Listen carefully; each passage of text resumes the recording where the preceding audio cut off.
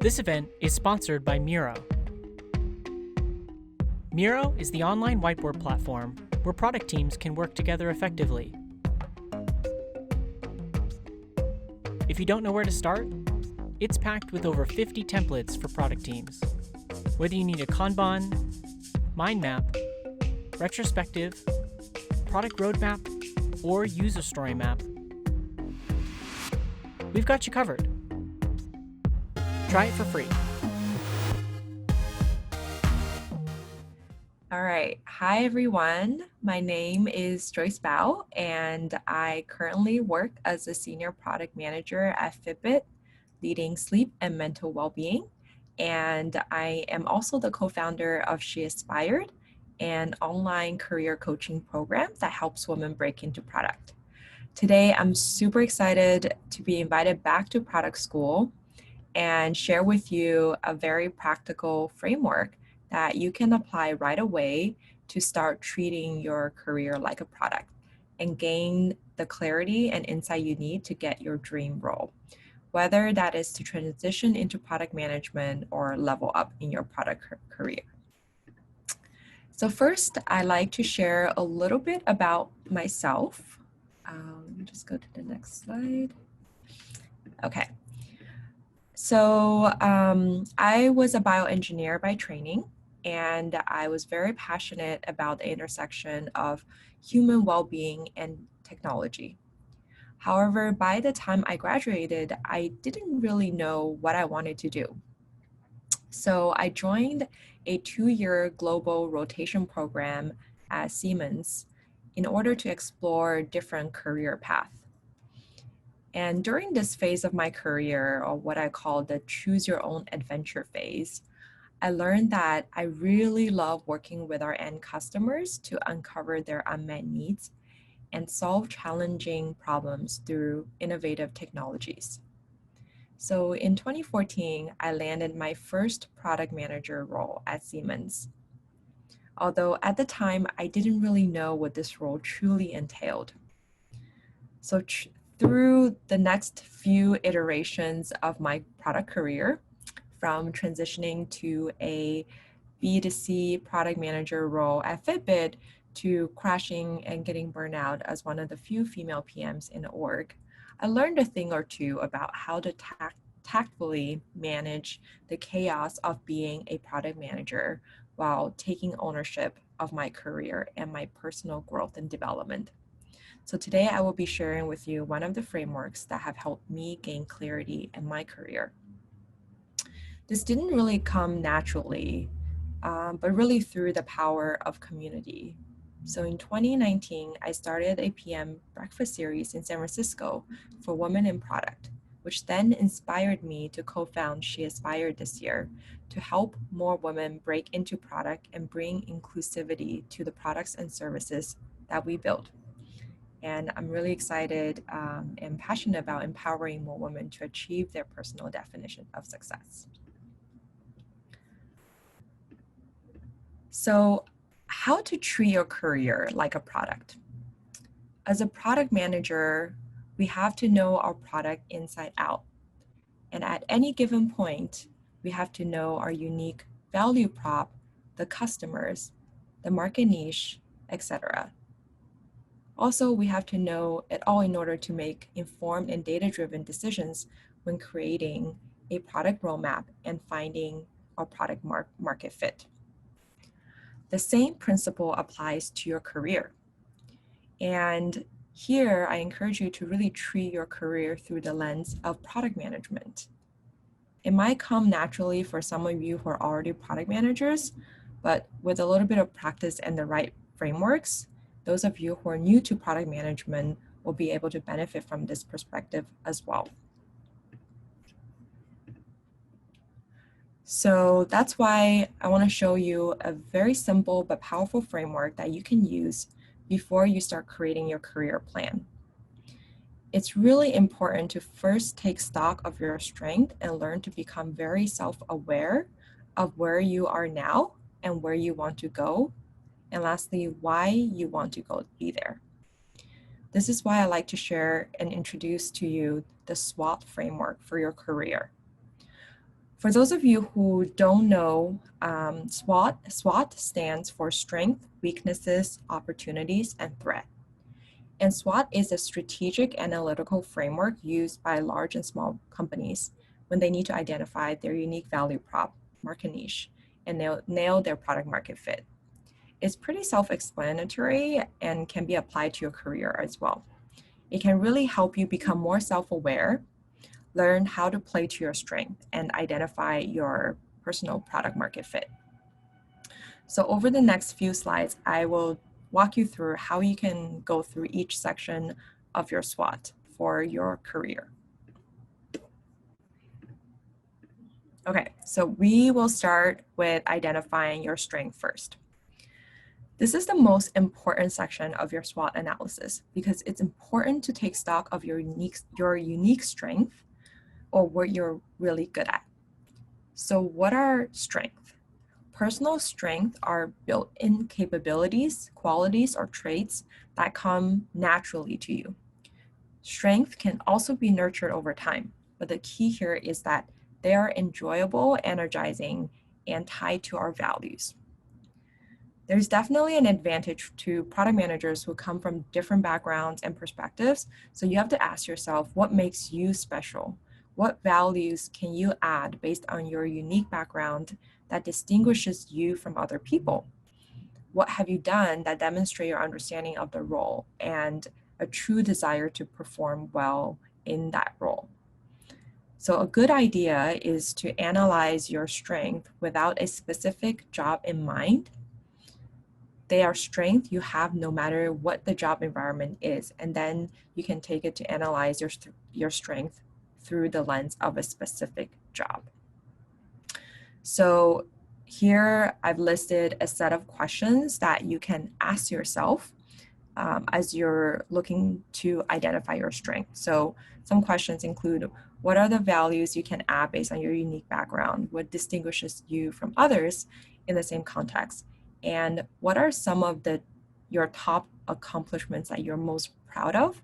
And what specific strength can you uncover or tell from these accomplishments?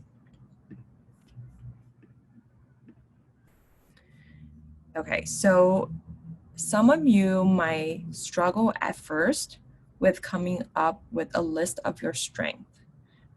I certainly have when I first started this exercise. So what I found really helpful is this 24 character strength diagram from Martin Seligman, who's the father of positive psychology. So he has characterized these 6 virtues of strength. And here you can see the different categories. And this is a great place to start and ask yourself, out of these 24 strengths, which ones do you identify the most with? Which ones come naturally to you? And what are your top? And you can rank your top strength.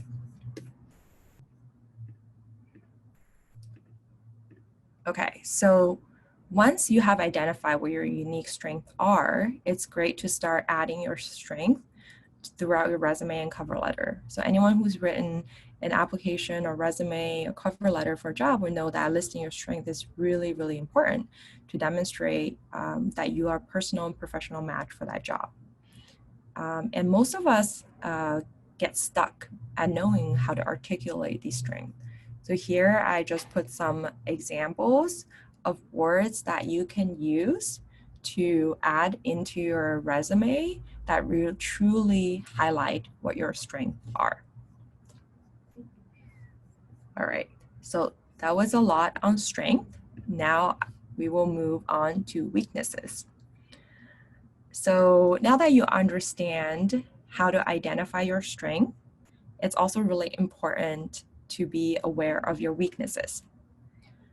So weaknesses are only a bad thing if you're not aware of them and you do nothing to improve them. So again, in Positive Psychology by Martin Seligman, weakness is viewed as a character strength that you are lower in, rather than a full deficit of the strength. So what is really important to note here is that your weaknesses are not viewed as an unfixable area, but you can actually work to improve on some of your lower strength if you choose to prioritize on that. So questions you can ask yourself to identify where your weaknesses are include, what are some of your negative work habits? What type of work gives you the least amount of joy or energy? And what might be some of the hard or soft skills that you think you're missing?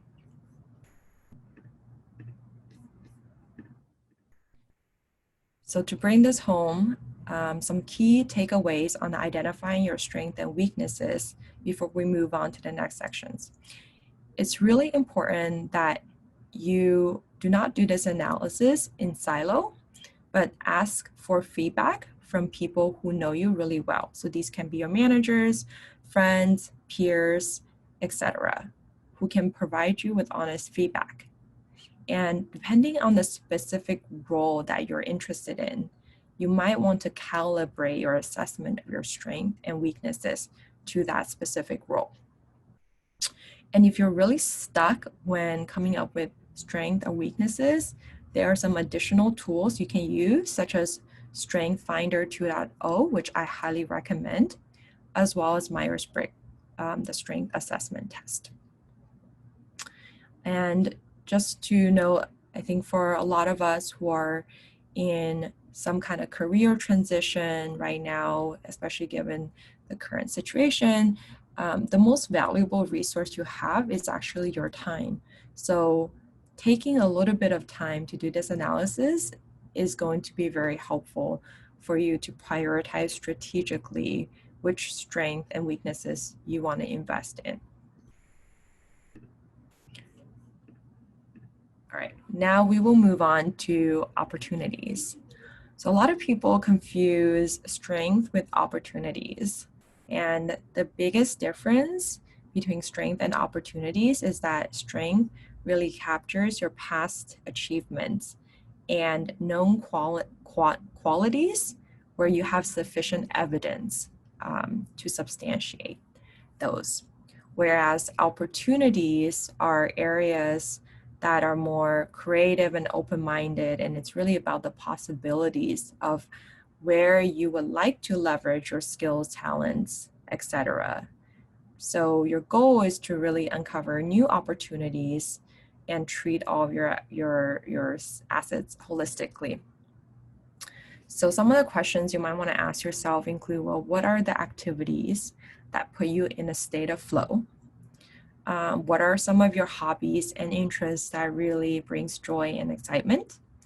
And how relevant is your current network and how that might turn into an opportunity in itself in terms of helping you get to the next step of your career. So lastly, we will take a look at threats. So threats can be external and internal factors that can affect you on your career path. And in fact, they might slow you down in terms of you getting to the next step of your career and achieving your dreams. So these can be macro or micro level.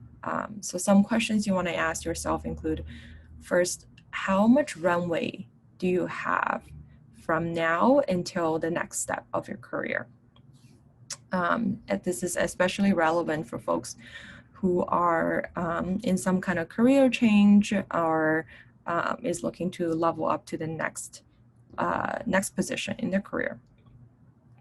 And then you want to ask yourself, well, what are some of the personal changes in my life that might become a threat or impact my current career trajectory? And then third, you want to ask yourself, what are some of the weaknesses that can potentially become a threat if you don't work on it or improve upon it? So these are some prompting questions. I wouldn't spend a lot of time on threats, but it's good to know what might be the threats that can impact you in terms of getting what you want in your career. Okay. So lastly, I want to touch upon the topic of imposter syndrome a bit. So the goal of this SWOT analysis is really to help you become more self-aware and take stock of what you're capable of, so you can become more confident in terms of knowing what are your strengths, what are your accomplishments, and how you might best put yourself out there, and in the world of product management, really be a great PM to build amazing products. So when it comes to imposter syndrome, studies have actually shown that more than 70% of people experience imposter syndrome at least once in their career. And those who suffer from imposter syndrome have this distorted view of the reality, where they think this what's in blue here is how much they know, while what is in yellow is how much they think other people know. When in reality, let me just go back. When in reality, everybody contributes a piece of their knowledge and their strength into the broader picture and work together to turn a vision into reality. And as a product manager, you're in this central position where you're the glue of these disparate parts and pieces of knowledge, expertise in the org to bring them together and translate that from vision into reality. So you don't need to know everything, but what often happens is this kind of thought cycle where it starts with stress, fear, anxiety, insecurity, and it just kind of spirals downward. And what is helpful is to reframe some of the mindset and actually look at question the thinking and turn fear into curiosity. So in the context of what we talk about here today, with the SWOT analysis, I'd really like to encourage everyone to think about how they can transform some of their fears into curiosity, and more importantly, how you might turn a weakness into a potential opportunity of development that can really bring enjoyment, excitement into your day-to-day and into your career path. Okay, so I will leave with some final thoughts on why SWOT is important and how the SWOT analysis framework can help you start to treat your career like a product. So first, we often undervalue our strength and accomplishments by attributing our success to just being lucky. So SWOT is really helpful to objectively help you list out what are your value props, essentially. So you have clarity into what are the strengths you can bring to the table. And second, the SWOT analysis is extremely helpful in overcoming this imposter syndrome bias by helping you capitalize on your strength while also strategically focus on the areas of your weaknesses or threats that can lead to a higher return on investment. So it really helps give you this holistic landscape of essentially your strength, your weaknesses, your opportunities, and your threats, so that you have a concrete framework. Just like in businesses and in building products, you have a concrete framework and where to prioritize your time and efforts to strategically position yourself to get the next job, or the next role that you want. And lastly, when it comes to your career, planning your career and building your career, it's really, really important to be realistic and also open-minded, because your path to that dream role might take a few iterations. So just like building a product where experimentation is key, your career is very similar. So there might not be a linear path to that dream role right away. I like to see it as a series of cycles where in each cycle or iteration you learn and you adapt to put yourself back on this trajectory towards what your dream role really is. So again, this personal SWOT analysis is very helpful, and I actually recommend checking in every quarter with where you're at, so that as you evolve and transform through your journey, you have something to reference, and you can prioritize or reprioritize your time and effort.